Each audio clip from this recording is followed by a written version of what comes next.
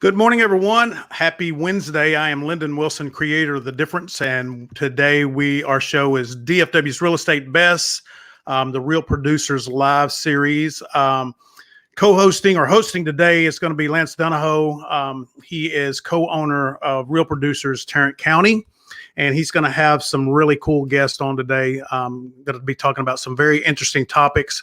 And before we get started, as always, I like to share a little bit about what we're doing with The Difference, how it started. We created The Difference almost 2 years ago to help small businesses, entrepreneurs, folks in the real estate industry. I've been associated with that for about 18 years, and so I have a passion for helping them. It's extremely difficult for small businesses to get the attention that they need sometimes within a budget.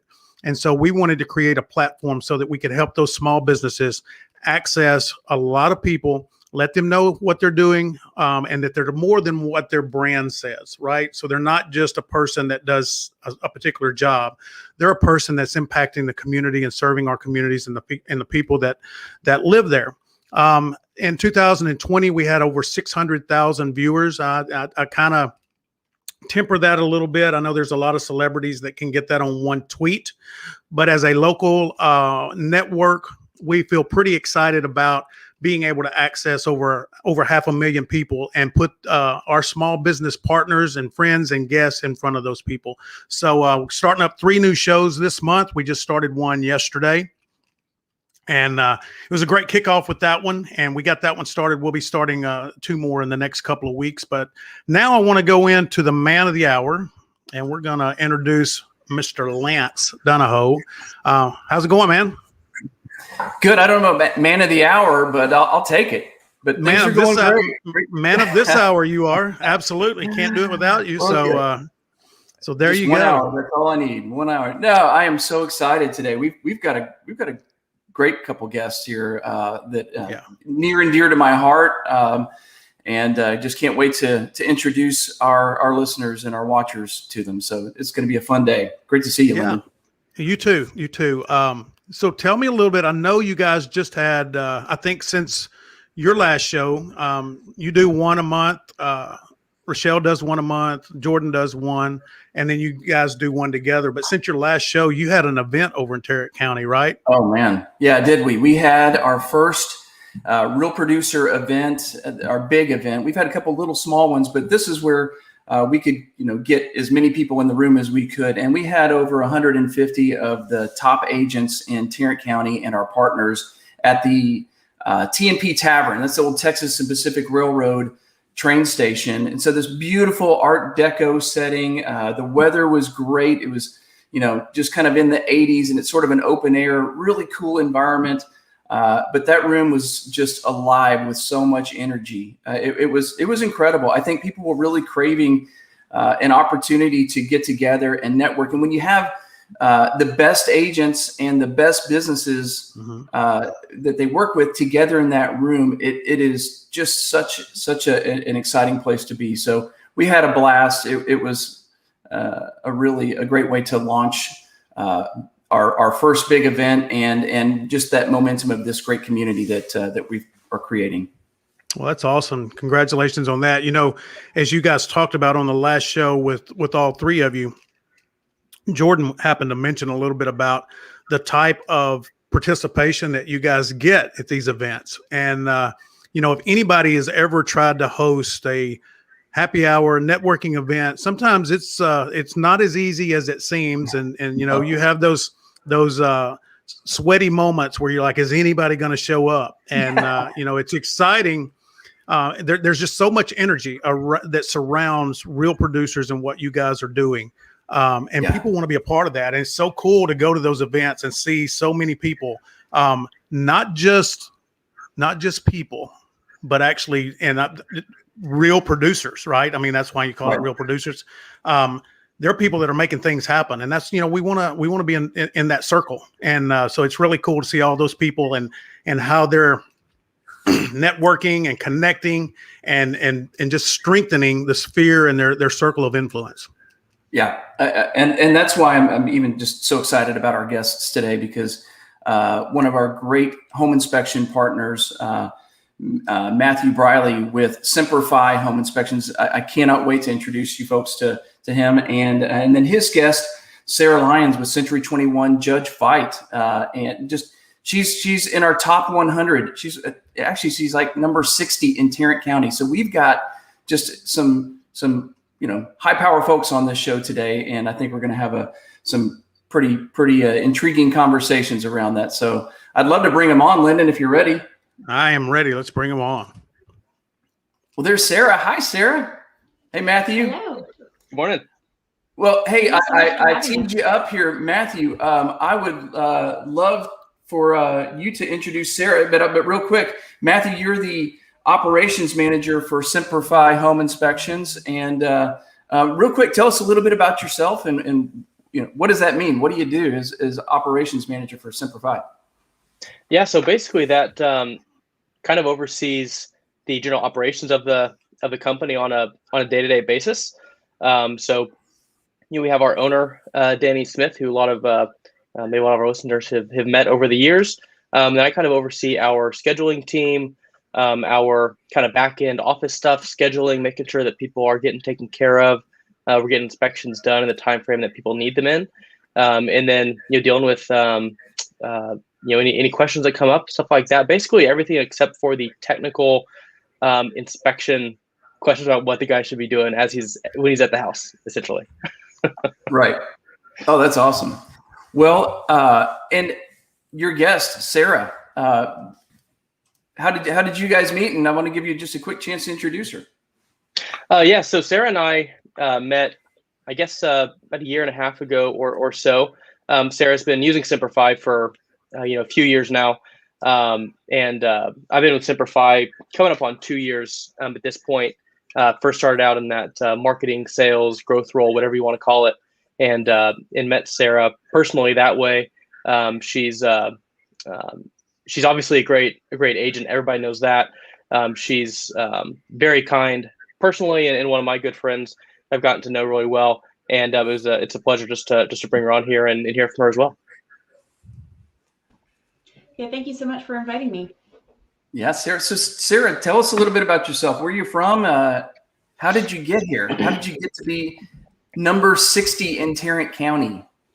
So originally I'm from Austin. My husband and I moved to Fort Worth in 2010 for him to actually go to medical school. And he was doing med school full time, and I was a stay-at-home mom. Our kids were 2 and very young at that point. And he decided in his 3rd year of med school he didn't want to be a doctor. So we had to come up with our new family game plan. At that point, I started working at a church nursery, and he started doing random side jobs to make money. And I asked my parents if they would get me a Groupon for real estate classes as my Christmas gift. And so I worked every day for 4 months on getting my classes done, and ultimately took my test, passed my test, and pretty much the rest is history. Within just a couple months of starting to sell real estate, realized just how good I would be at it and how I could make a really good living doing it.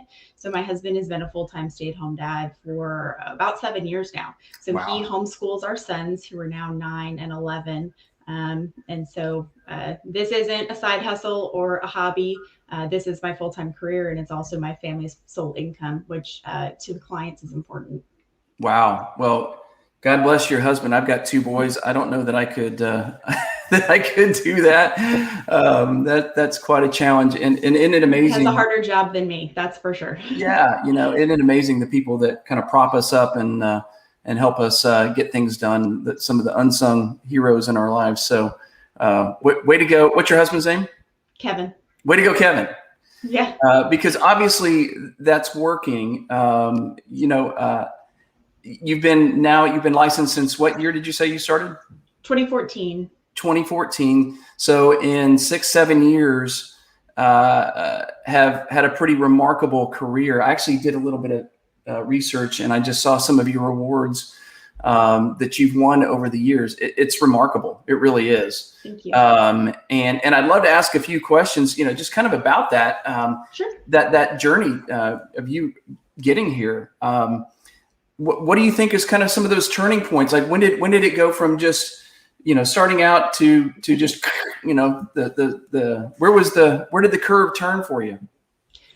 I'm very thankful to work for Century 21 Judge Fite. I've been with them the entire time. I'm actually a licensed broker myself. However, I choose to stay with the company because I really do believe that they give really good quality training and support to us. So having a mentor obviously is very important.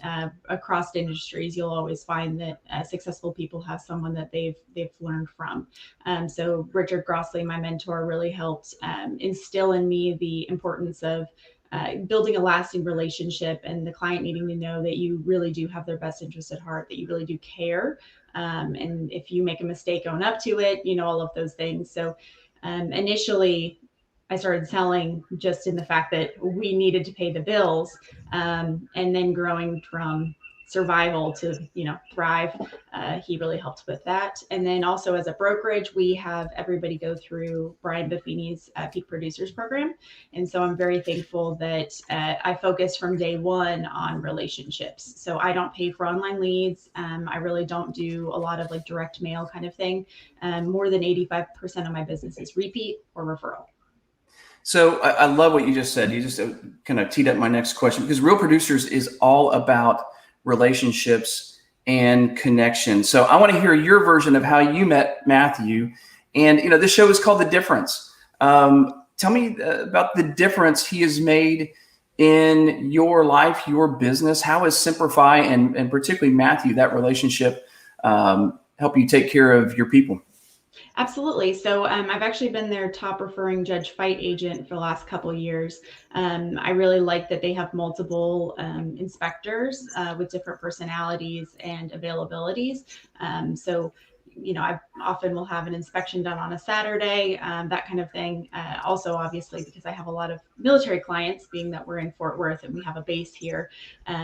Clients definitely like that they're military, founded. The Semperfi name definitely kind of instills that. But Matthew used to come to some of our office appointments and talk to us more about their company and their difference. And so typically when a client goes under contract, I have a recommended list. Here are name, phone numbers, emails for different companies, and they're at the top of my list. And so most of my clients end up going with them. Yeah.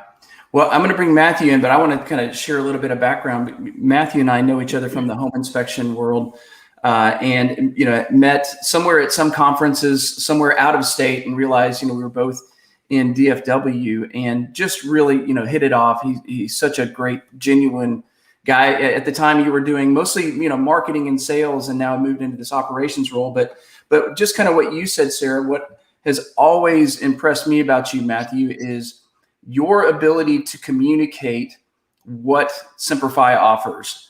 And I've been in those office meetings, standing next to agents as you're presenting, and you're articulating what you offer, and they're going, "Wow, that's so cool."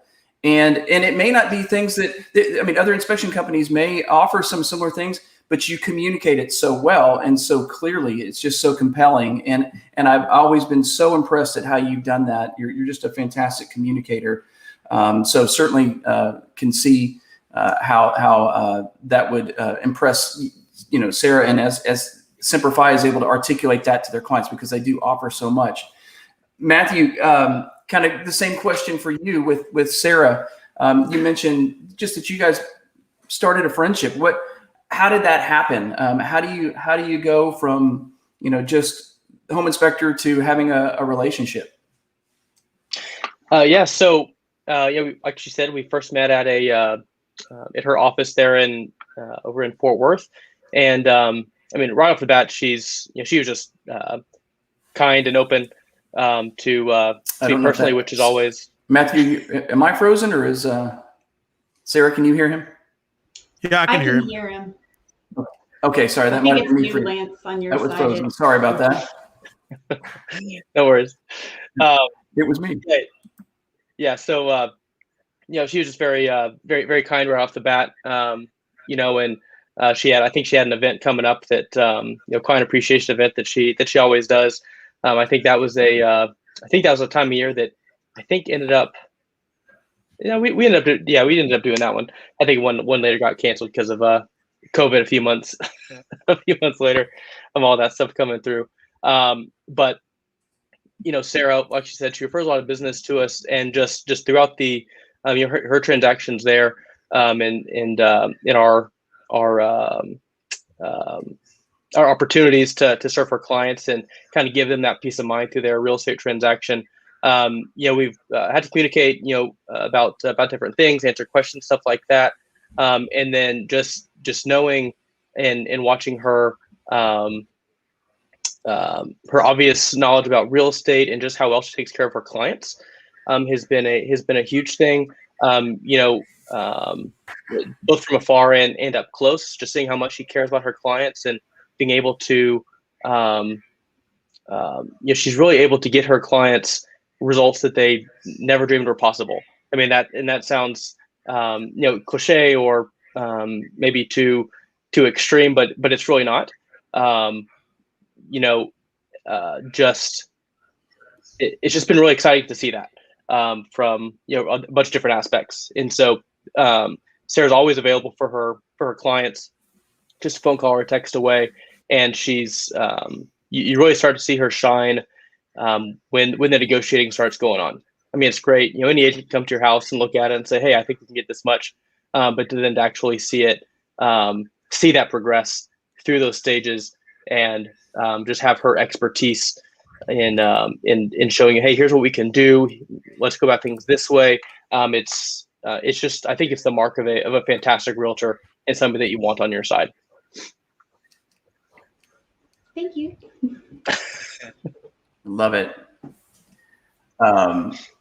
So Sarah, kind of following up on that, I kind of want to go step back a little bit. And again, I did a little research, but I want to know how your time swimming in the San Marcos River prepared you for this career in real estate. So you saw that I was a Texas State grad. So in all honesty, I'm a Southwest Texas State graduate, a little bit before ahead they of changed the Bobcats.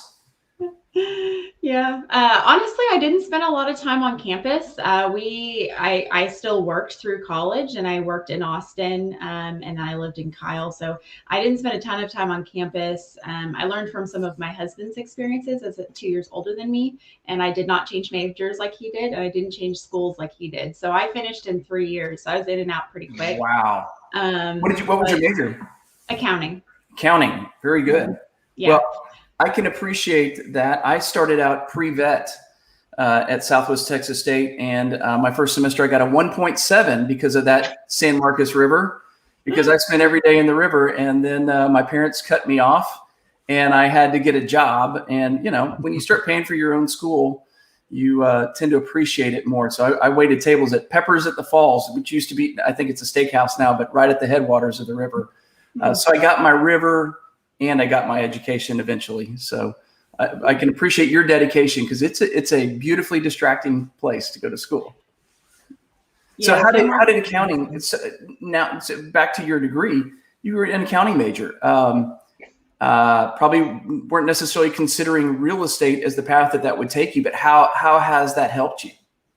It has definitely helped with clients when it comes to credibility, especially as a younger professional.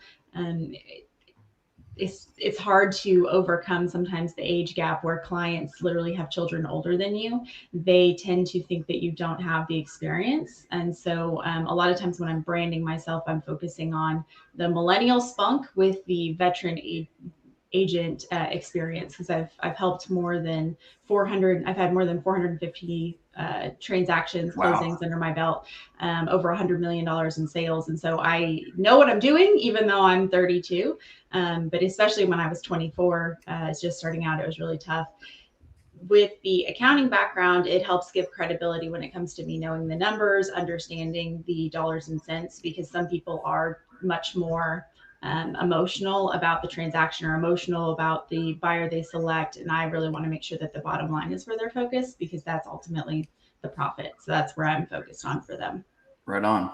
Hey, Matthew, kind of similar, but I guess there's a lot of ways that people get into real estate. You didn't become a realtor, and you didn't become a home inspector either, but you became the operations manager for, one of the top inspection companies in DFW. Why did you choose that? How did you get here? So so I went to Texas A&M and got a degree in industrial distribution, which has no relation really to what I've done since then.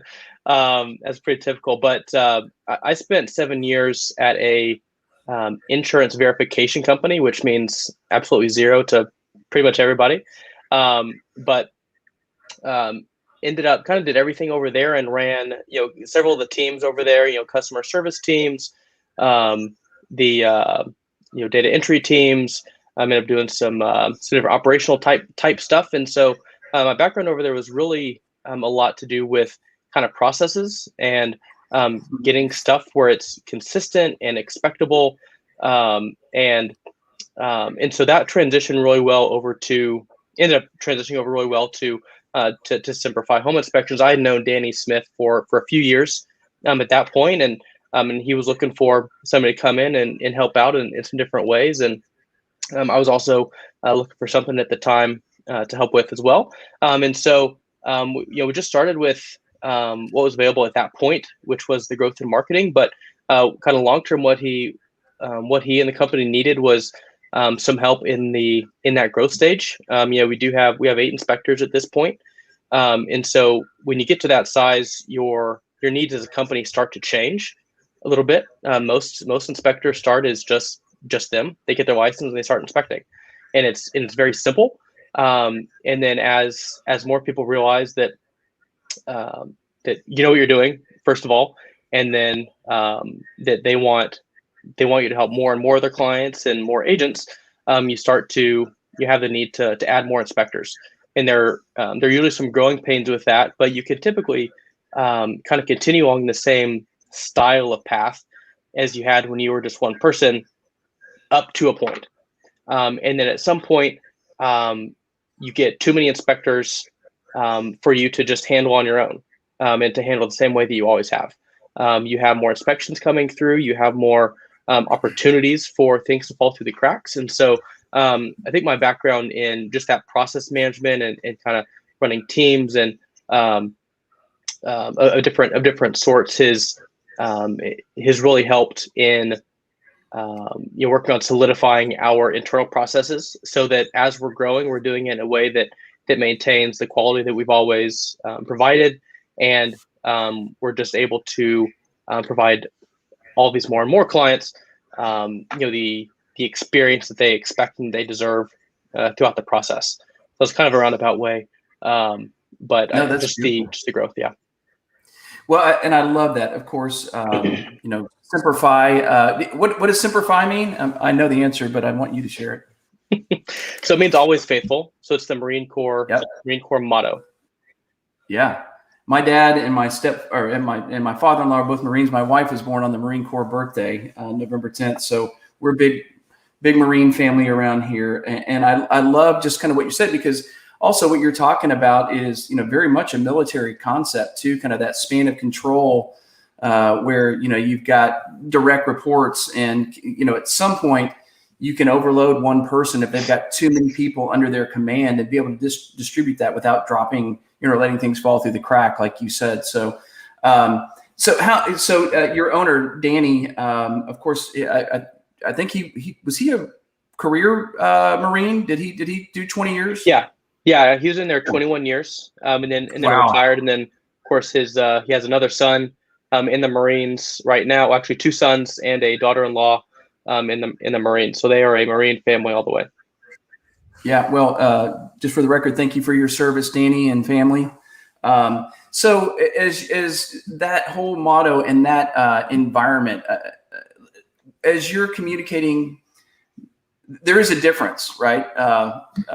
Obviously, that's why you're on the difference. No, but there is a difference between what you do and just your typical home inspection company because of some of that structure and what you provide and the operations and procedure stuff that you put in place. What are some things that maybe in 2020 that you guys learned that maybe changed, that you fine-tuned because of the environment of 2020 that you've carried into 2021 that you think maybe made you a bit more effective in what you do? I think one thing that definitely started changing in 2020. We had, obviously, COVID came through.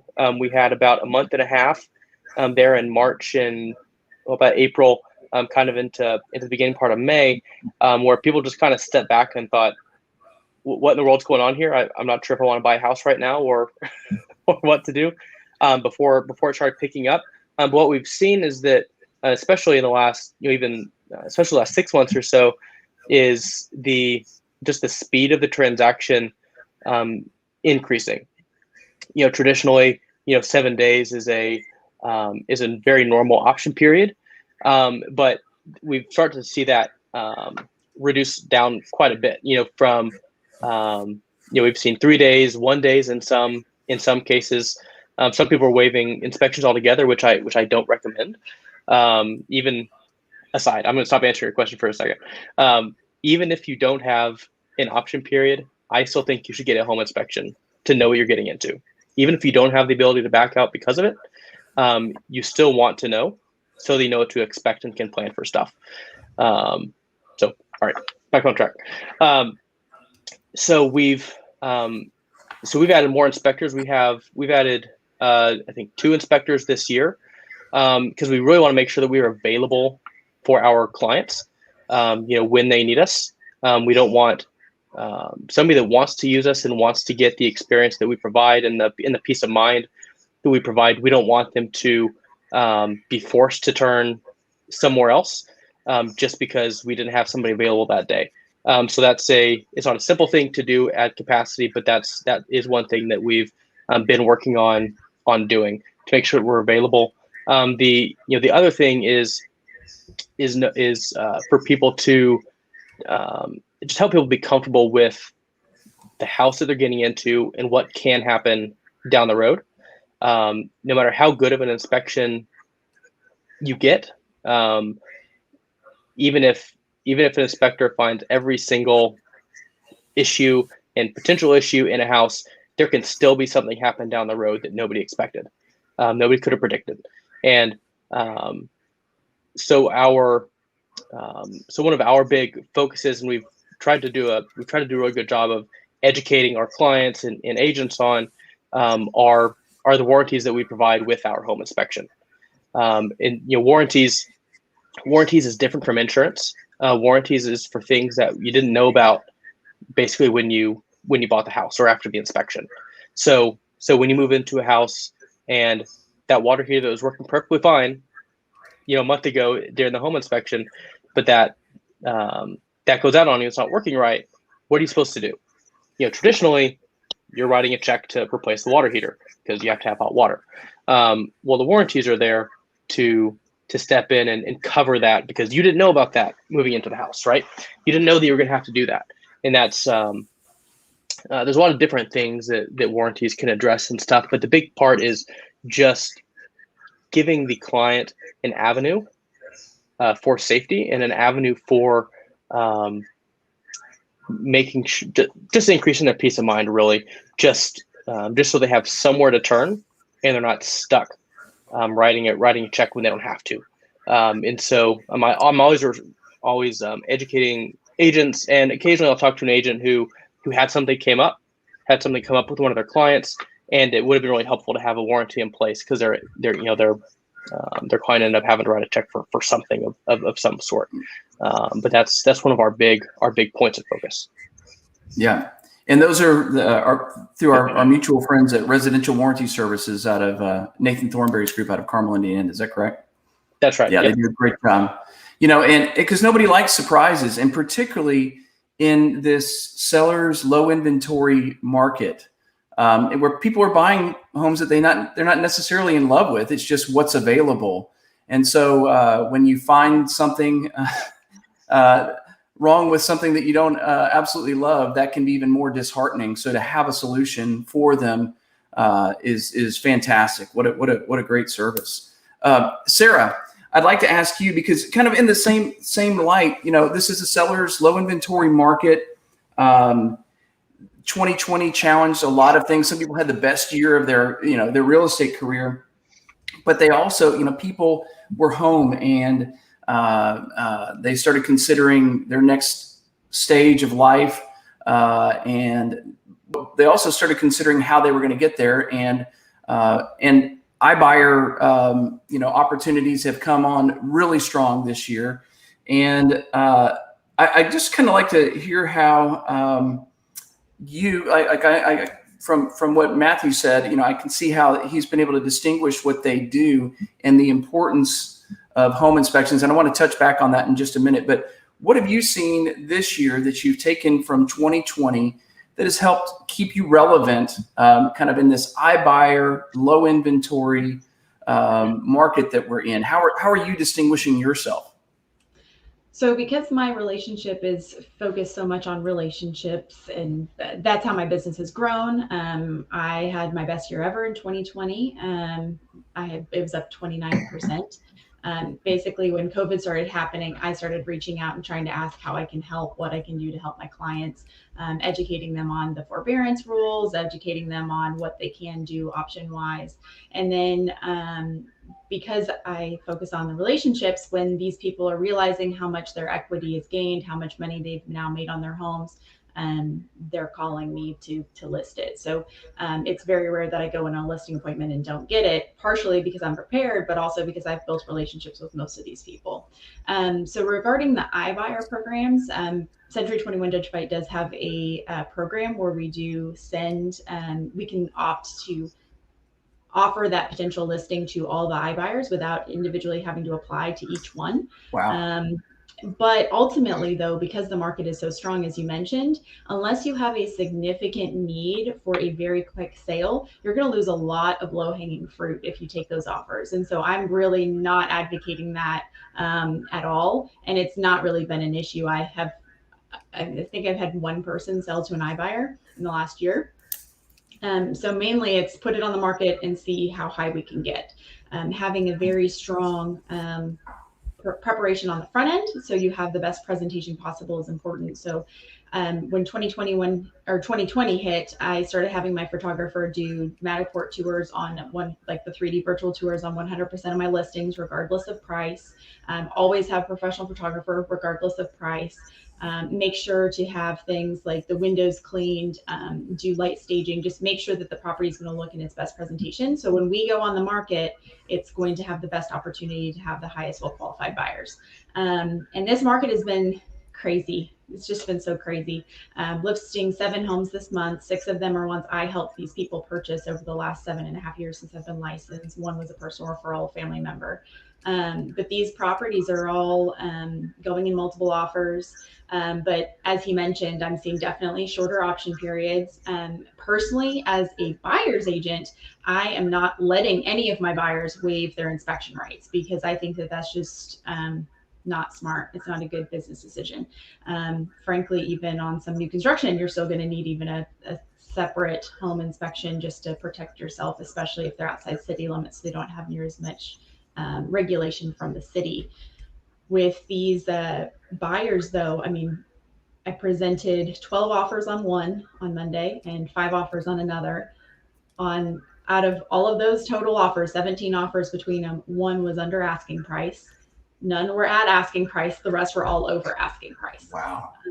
And that's very typical. We're also seeing buyers paying the title policy on the vast majority of these offers. A year ago, 2 years ago, 10 years ago, like that just wasn't a commonplace thing. Mm-hmm. So the sellers definitely have an amazing opportunity to make a lot of money, but then you run into where the heck are you going to live after that? So bridging that gap has been the number one challenge. It's not if I can sell your house, it's for just how much.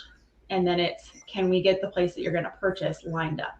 And we've come up with some creative opportunities on how to get that to happen.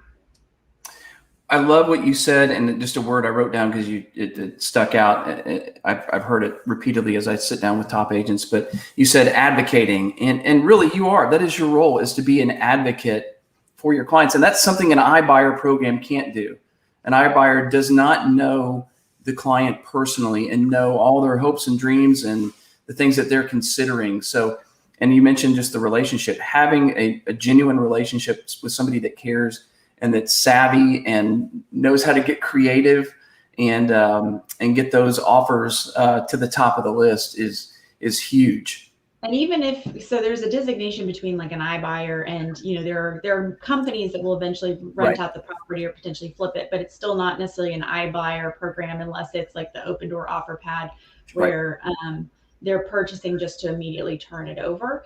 But there are quite a few basically purchased for long-term rental companies. And even with those, we run into, they have their rule book. They're going to offer you here because they want to lock you down, but that they're going to expect it to not sell at that price. And so being prepared and having proper expectations with the client so they know okay, don't start spending this money yet. I know we have an estimated net proceeds. However, based on my experience with these people, we're going to see a difference. We're going to see them try to drop our price. And here are our legal rights. And here's our leverage to equalize the terms a little bit more. And also know, because it's ultimately the buyer's or the client's decision. But, if we choose to take their offer, this is your new net. If we choose to counter this, or the alternate is we walk away, we don't make an agreement, and we put it back on the market. And here's our next highest offer. Here's our next opportunity. So just so they know the risks, because ultimately it's not my decision. My job is just to advocate and educate. I love that because I have seen a lot of agents get in trouble trying to step outside of that role and help and really make decisions for their clients. And these are their decisions. As Matthew probably knows, just even in the inspection report, the first little subtitle says the purpose, limitations, and inspector/client responsibilities. Nowhere in there does it say these are the realtor's responsibilities, but sometimes I see realtors get themselves in trouble by trying to do much, trying to play home inspector and tell their clients what to fix and what not to fix. Matthew, have you seen some of those situations, and how do you educate your agents to keep their agent hat on instead of trying to switch over to the realtor hat or the inspector hat? Yeah, we see that occasionally. For the most part, I think agents do a pretty good job of it. But it really just comes down to education. We're going to find an issue on every house. No matter how big or small the issue is, we're going to find something somewhere. So you should expect that going in. You're not going to buy a perfect house. And so it's really important to be able to educate the agent and the buyer on what the actual issues are, and not necessarily how concerned they should be with the issue, but telling them, here's what we saw and here's some things you can do to address it. People are coming from different backgrounds. Some people from areas that have lots of foundation type issues like we have around here are typically more concerned with foundation. Places that have a lot of issues with moisture and stuff like that, they are typically more concerned with that sort of thing. And we don't know what their appetite for risk is either, or appetite for fixing things is either. So we put a big focus with our inspectors on that presentation at the end of the inspection. We try to hire inspectors that are personable and have those good interpersonal skills, because that can sometimes be a make or break decision on whether an agent likes you after the inspection. And just being able to tell people, yes, we found these 3 issues. Here's our opinion on them. Here's some ways that these things could be addressed. And now it's up to you on whether is that something that you want to tackle, or do you want to try to deal with it through negotiations, or what do you want to do? But education is by far, I think, the most important piece of that home inspection puzzle. And yeah, sometimes, talking to being available, talk to agents and realtors about those issues, and make sure that they're comfortable with what we saw. Occasionally hopping on the phone and explaining some of those more maybe more obscure things that come up on home inspection every once in a while. They just don't have the technical expertise to know what that is, or why it's a concern. Just walking them through some of the background on those items. Yeah, Sarah, I'm sure you've seen some interesting exchanges between clients and home inspectors that didn't have those soft skills, that weren't as good at communicating as Matthew's team. You have anyone you want to share? Anyone that stands out, a horror story of an inspector? We have that reputation of being the deal buster, or the inspector from hell, sometimes they call us. But you have a story you could share? I had an issue with a country property with a buried septic tank, and he basically dug holes all over the yard trying to find it. Ultimately couldn't find it, so we had to pay someone else to come out. Did he have like a stick, like a wand, like a witching stick thing that he was trying to find the water? Is that... I don't know. And it was my listing. And so basically I get the call of, can you have the seller come home and help point it out? And we had already provided the on the on-site sewer disclosure, a description of approximately where it was. We sent a picture with it like circled, and my client came home and he's like, it looks like moles have been in my yard, just all of these holes and stuff. I have had the call as a listing agent of, I'm so sorry, but the inspector put a hole in the ceiling because he stepped through and that kind of thing. But for the most part, on like my seller or on my buyer's side, I always make it very clear that I really recommend them being there for at least the last 30 minutes, if not the whole thing. But it's the perfect opportunity for them to really spend time in the house, get a good feel for the house, because they can be there during that time. And then I try to sometimes attend the inspections, but like you mentioned, where you can sometimes have realtors putting on the wrong hat. Oftentimes I recommend that they have that appointment with the inspector. They go over it together, and then we connect later on after reviewing the inspection report. But I rarely have buyers walk away from houses after a Semper Fi inspection, because they do a good job not freaking the client out, but then also giving them a reasonable idea of what items could be something that they need to consider. And then that's where, my experience when it comes to like, oh, there's some minor wood rot or silicone needs to be placed somewhere, where I have handymen that I personally use and trust that I can recommend and give them an idea. If the home buyer isn't particularly handy, here's a resource that you can have done after the fact. Here's a ballpark of what that might cost. Wow, that's great. At ease as well. Matthew, do you encourage your clients and agents to both attend the review of the inspection report, or what have you seen? What seems to work the best for you guys? What we typically recommend is for the client and or agent, whichever one wants to show up, typically that last 30 minutes. Mm-hmm. It gives our inspector some time to focus on the house, because that's what we're there to look at. And so typically just showing up the last 30 minutes, we have a very good feeling of the house. We're typically done with the inspection by then, and we have some time to walk them through so that they can see for themselves what we saw. Both pictures that were put in the report, as well as actually they're on the wall or wherever the issue may be. Just kind of give them some context. It's not always possible, where we are seeing more people move in from out of the area, and so it's they're not local sometimes, and they're 2 or 3 or 4 states away, and so we call them up and go over the report with them that way. But yeah, typically recommend the last 30 minutes or so. That seems to work pretty well. Yeah, you said it, context. Sometimes seeing those things in the context of the home versus just getting that black and white, color photo report can be really intimidating, right? To just receive that. And then of course, if you as the agent, Sarah, weren't able to attend, and that report comes in, maybe the inspector had a long day and he's finishing it up at 10 o'clock. The client gets it at 10:05, and then you get the call at 10:15 with a client that's freaking out, right? I very, very, very rarely have something like that happen. And it's all about expectations. So when a client goes under contract, I basically send them a custom website link where it links to their Google Calendar, and it has all of the important dates throughout the transaction. And on the home inspection one, it says, this is the scope of what a home inspector typically inspects. They can't cut holes into the walls, but they are going to test the outlets. They're going to, fill up the bathtubs, and it kind of describes what their scope is. And then I say, I recommend that you be there for the last 30 minutes. Most reports are around 30 to 40 pages long. This is typical.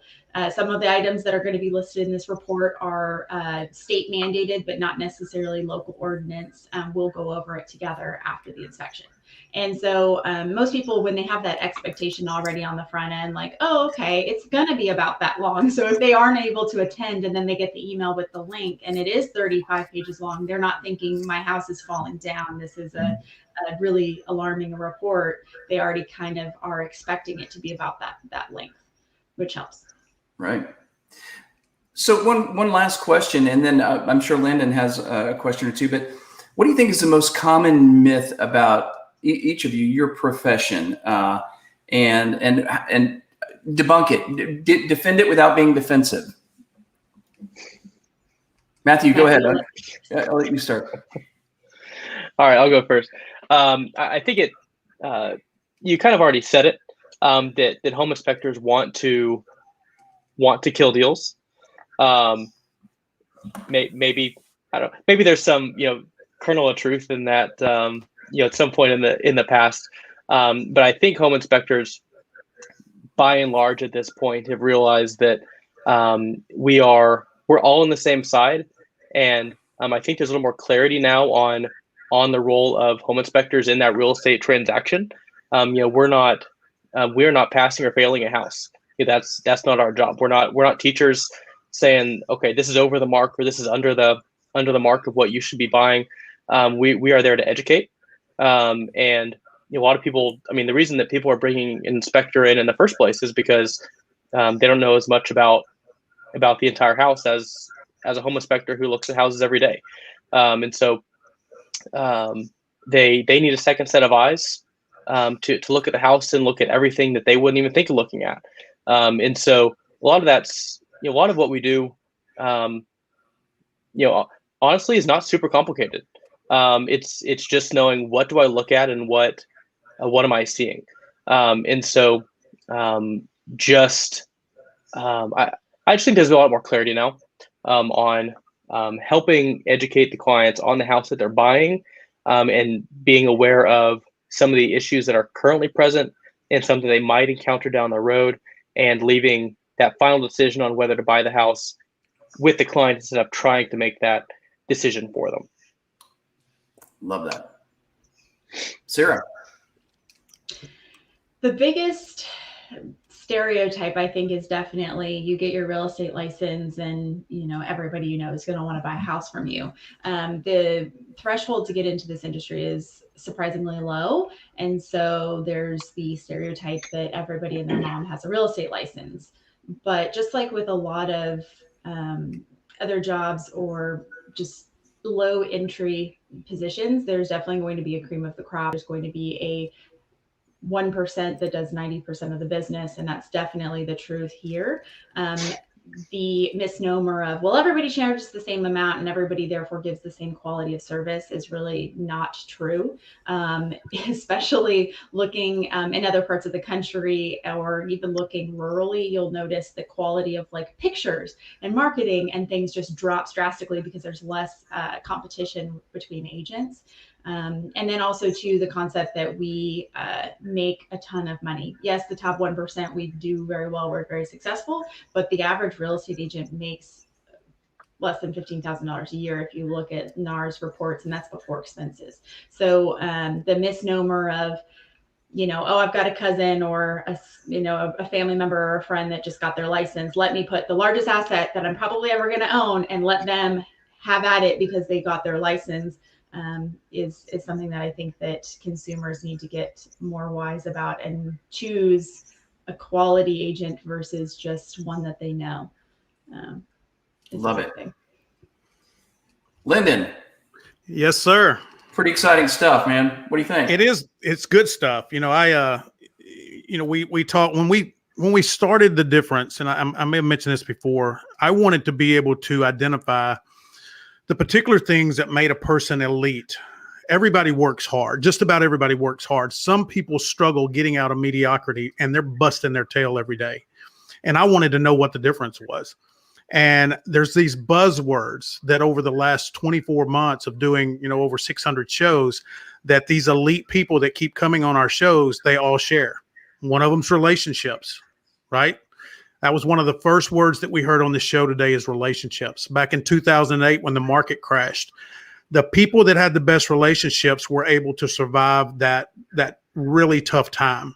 The people that didn't have good relationships, that were more transactional, ended up going back to a day job. The other thing that, and I really can appreciate this, Matthew, is you talked about being consistent and having a process. I think that a lot of people tend to be a little bit intimidated by those processes, but as an old football coach, you have to have processes because you have to know how to make adjustments. And without a process, you don't know when and where to adjust. And I can promise you that the people that came through the COVID 2020 and did better had a process that they could adjust a little bit and have some flexibility with. So I know that Lance talked a little bit about what was the miss. What's the toughest part of your job? The one you just would have never expected when you got in. What's the toughest? All right, Sarah, let's hear it. The feeling of it never being enough, not monetarily, but that you're not doing enough, that you're not following up enough, you're not reaching out to enough people, just internally having some peace about that. And then the fact that you're basically expected to always be on call. You're expected to be available. And part of that is just technology, text messages, social media, all of those things. You're expected to be available for your clients. I mean, I work weekends. That's very normal. I work nights. I work some holidays. And so it took some years, but I am very diligent about family time. And so having that work-life balance and working towards that is another thing that's, if you're a hourly person or even a salary person, most reasonable jobs, not real estate related, they get weekends off. They aren't expected to answer phone calls or emails at 10 o'clock at night. Whereas society does expect that out of us. Right. Well, you mentioned something too, when I was talking about relationships, consistency, and processes. You mentioned something earlier. As a person with a background in credit repair, that I did that for 18 years. One of the things that I realized really quick, in order to have any opportunity to be successful, I had to establish realistic expectations. Sarah, that's what you talked about before. I'm sure that helps you a lot in meeting and for a person that's driven and that's ultra competitive and wants to be the best, I don't think we ever feel like we're good enough or we've done enough, or there's always something we want to work to improve. So good luck with that one. I don't know that one will ever go away. And kudos to you for feeling that way, because I think if we find somebody that feels like I'm good enough, it's like that meme I saw the other day. Good enough is neither good or enough. So I want the real estate agent like you, Sarah. I want the one that has that little gnawing inside that says I can do more, I need to do more, and sharing those realistic expectations. But then setting boundaries too. So for example, yes. At dinner, my phone is not at the dinner table ever. My husband set that rule years ago. And so there are certain times that you just won't be able to reach me. And so as an industry, one of my biggest pet peeves is when you say, I'm sorry, I missed you, or, hey, sorry, I'm just calling you back. We should not be apologizing. I think it's a Southern thing, but it's thank you for your patience. They don't need to know necessarily what appointment you were in. They don't need to know what you were doing. Just that appointment was you having dinner with your family. And that is important for your own mental health. And so thank you for your patience. What can I do for you?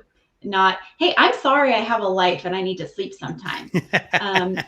If I had $1 for every voicemail for a realtor that one either didn't have the voicemail set up or the voicemail said, I'm sorry I missed your call. I'm with a client right now. I'll call you back as soon as I can. And it just sets the wrong tone from the front. And we need to not be apologizing for not answering our phones. That's a great tip. It really is. Right. Good stuff. Awesome. Matthew, we've got about 4 minutes left, and I want to give Lance a time to close out. What has been your biggest inspiration and influence professionally? Who or what? Honestly, it's looking at some of the other inspection companies that are in our area. Yeah. There are a bunch, ranging from one-man shops to multi-market inspection companies in some cases, and just seeing where an inspection company can grow, and where they can get to, and how many more people they can help than we do even now with 8 inspectors. That's exciting to me, and maybe somewhat surprisingly, inspectors in general, or at least at that level, are very eager to kind of share what they've learned and give advice, and so that's just seeing successful business owners that have that also have fantastic companies that help people with a lot of times the biggest financial decision of their lives is something that I want to emulate and take our company to that level where we can help many times more home buyers than we do now. Wow.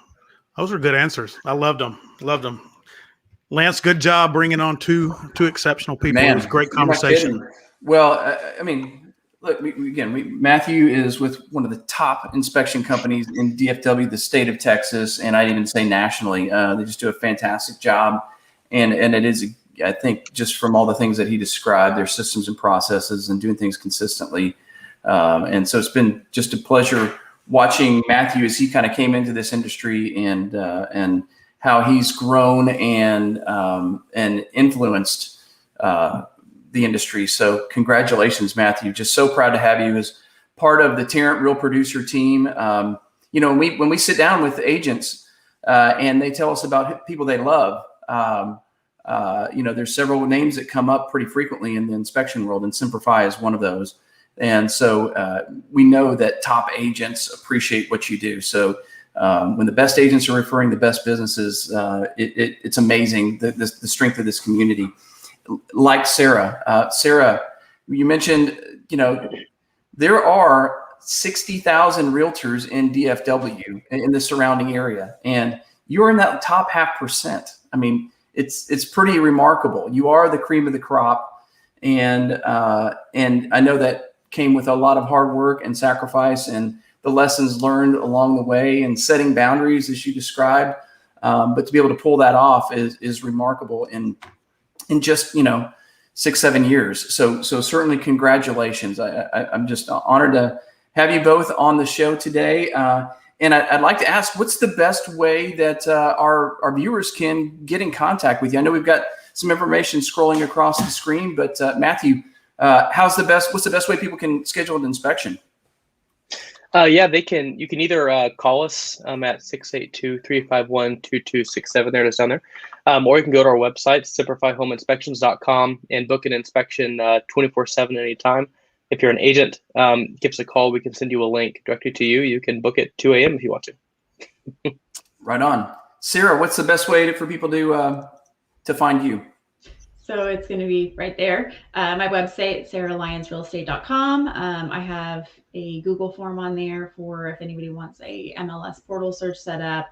Also, there's lots of information. I do a monthly report on the Tarrant County market, the Parker County market, and then also the Fort Worth market. So I post a blog every month with updated market statistics, because like I said, I'm a little bit analytical. I like to look at the numbers and run the comparisons. So it's on there on my website. Very good. Lyndon, how can we find you? You can find me on the Difference Radio live streaming podcast. I am YouTube, Facebook, all over Facebook. And I don't have my scroll on here. I wasn't prepared for that, but that's how you find me. Right. So yeah, if anybody's looking to be a guest on the show, on some of our other shows, or get a show going, like I said, we're adding 3 new ones this month and next month, and we're always looking for people that are committed to making the difference for themselves, their industry, and their community. Likewise, hey, and thank you all. And on behalf of my partner Jordan Espesith and our team, Rochelle and Jenica, and our writers and staff that make Real Producer possible for agents every month, thank you for your time today, and we look forward to seeing you on the next episode next Wednesday, right? Do we have do we know who's coming up next week? I don't have that available right now, but Okay. I believe Jordan will be up next week, and Always- or it may be always all three fun. of you. I think it's all three of you. Oh yeah, that's always lively. Yeah, it is. That's good conversation. A lot of fun. Great. Thank you so much for having us. Yep. Well, Yeah, we'll see you thanks, then. And Lyndon, thank you so much for having us on The Difference today in our podcast. Absolutely. Thanks a lot, Lance. Sarah, thank you. Matthew, thank you. We'll see you next week. Thanks. Bye.